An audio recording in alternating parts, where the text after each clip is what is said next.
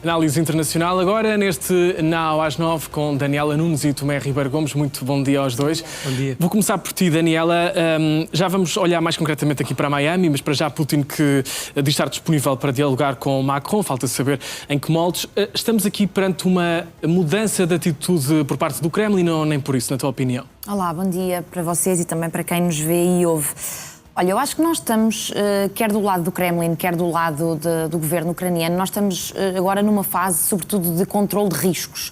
Estamos numa fase em que, claramente, nenhuma das partes consegue vencer decisivamente este conflito, por um lado, e depois, por outro, nenhuma delas pode aceitar ceder totalmente ou render-se perante a outra. Portanto, a Rússia, por um lado, para vencer esta guerra, precisava de continuar a custeá-la de forma astronómica, não é? Quer do ponto de vista humano, quer do ponto de vista material e logístico. A Ucrânia, para vencer esta guerra, precisava de um aumento substantivo daquilo que é o apoio menos moral e mais militar dos aliados e, portanto, precisava de uma investida norte-americana, sobretudo, mais robusta e menos, enfim, menos parcial no que tem vindo a ser a mediação dos Estados Unidos nestas negociações.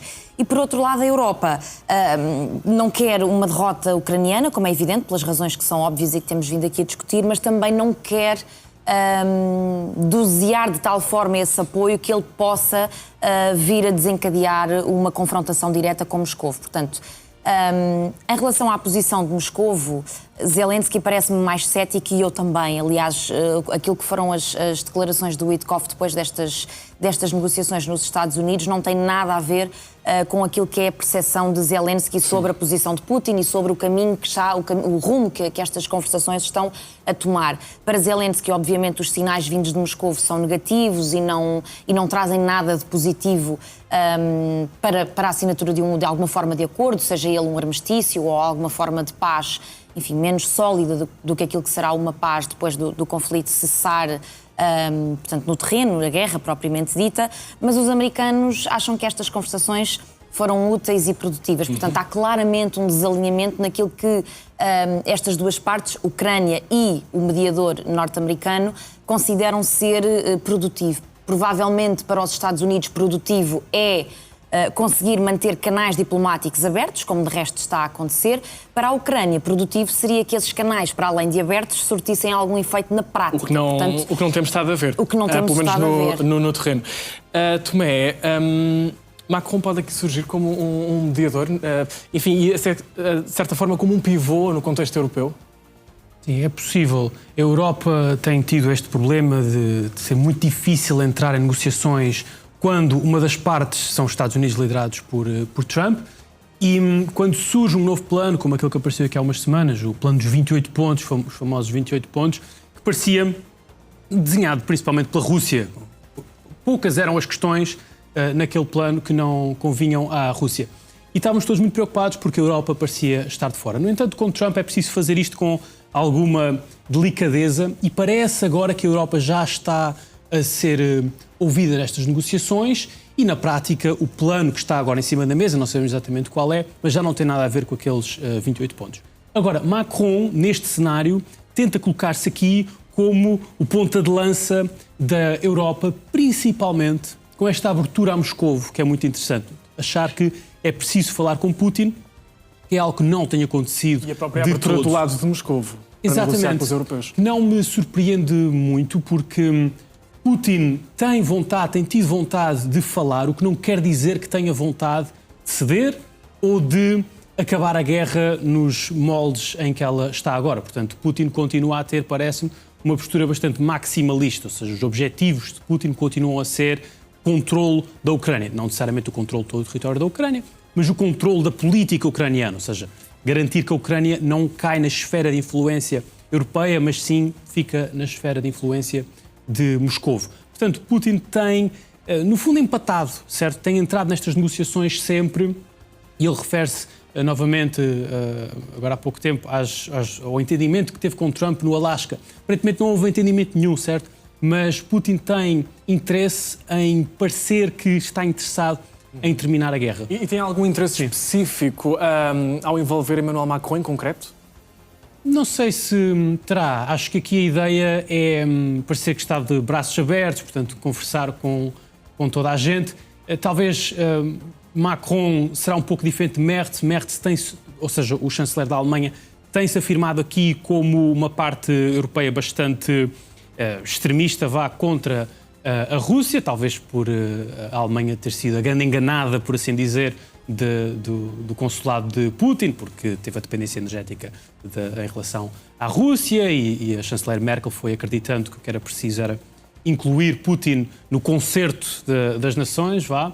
E, portanto, Merz escolheu, Scholz também, anteriormente a Merz, escolheu levar a Ucrânia para a Alemanha para uma posição muito diferente, de força contra a Alemanha. Merz era o principal interessado na questão dos fundos congelados e, portanto, se for para escolher entre líderes europeus, e França e a Alemanha são os dois Estados mais poderosos, a Polónia cada vez mais aparece aqui como um terceiro poder também dentro da Europa, mas a Polónia ainda é mais anti-Rússia, por assim dizer. Portanto, Macron acaba por ser o mais aceitável para Putin.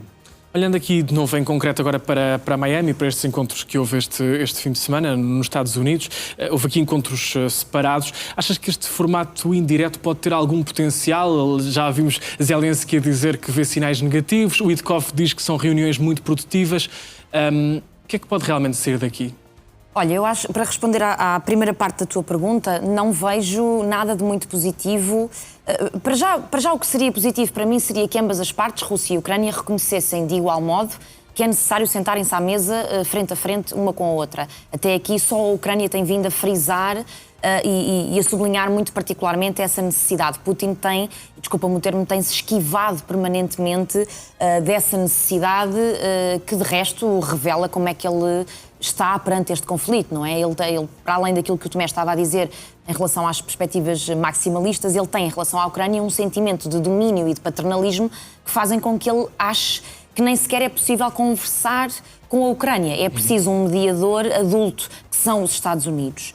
E os Estados Unidos, muito especificamente de Donald Trump, que não vou dizer que têm uma leitura rigorosamente igual das relações internacionais como tem a Rússia de Putin, mas para lá caminham. Portanto, entendem que a política internacional é uma coisa dos prós-fortes, são duas potências realistas a conversar uma com a outra e no seio dessas conversações quem está sempre na mão de baixo é a Ucrânia e, portanto, nesse sentido, creio que a forma como as coisas têm estado a ser feitas, apesar de vermos noutros cenários de guerra e noutros conflitos históricos cujas negociações de paz tiveram mais sucesso do que estão a ter estas, apesar da mediação ser uma coisa normal no contexto diplomático, a verdade é que esta mediação está a ser especialmente interessada e interesseira, muito parcial, muito enviesada, e isso viu-se, por exemplo, na questão dos 28 pontos, que foram,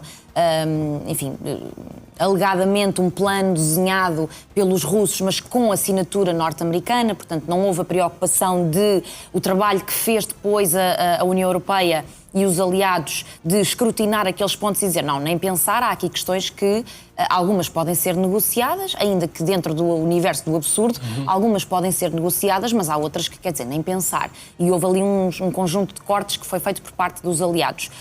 Seria essa a obrigação dos Estados Unidos, enquanto mediador, não tomar completamente as dores da Ucrânia, não é? Porque isso não seria também uma mediação imparcial para o lado russo, mas pelo menos entender quais são os limites deste universo do absurdo e quais são os limites do aceitável para aquilo que é uma negociação que vai implicar uma divisão para os próximos anos entre o que é a tal esfera de influência moscovita e a esfera de influência europeia.